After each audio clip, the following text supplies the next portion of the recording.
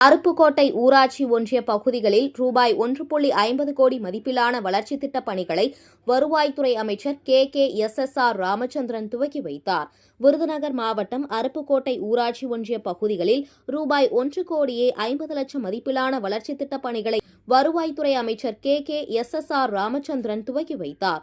அதன்படி கோவலாங்குளம் கிராமத்தில் ரூபாய் 18.50 மதிப்பில் புதிதாக கட்டப்பட்ட அங்கன்வாடி மையத்தை அமைச்சர் KKSSR ராமச்சந்திரன் திறந்து வைத்து குத்துவிளக்கு ஏற்றி வைத்தார். அதனைத் தொடர்ந்து இந்திரா காலனி, கஞ்சநாயக்கன்பட்டி, மேற்கு தெரு, வாழ்வாங்கி, அருந்ததியர் தெரு மற்றும் பந்தல்குடி, அண்ணாநகர் பகுதியில் தாட்கோ ஆதிதிராவிடர் நலத்துறையின் தலா ரூபாய் 30 லட்சம் மதிப்பில் சமுதாய கூடம் கட்டுவதற்கு அமைச்சர் அடிக்கல் நாட்டி பணிகளை துவக்கி வைத்தார். மேலும் வாழ்வாங்கியில் சட்டமன்ற உறுப்பினர் தொகுதி மேம்பாட்டு நிதியின் கீழ் ரூபாய் 9 லட்சம் மதிப்பில் கட்டப்பட்ட சமையல் கட்டிடத்தையும் அமைச்சர் KKSSR ராமச்சந்திரன் திறந்து வைத்தார்.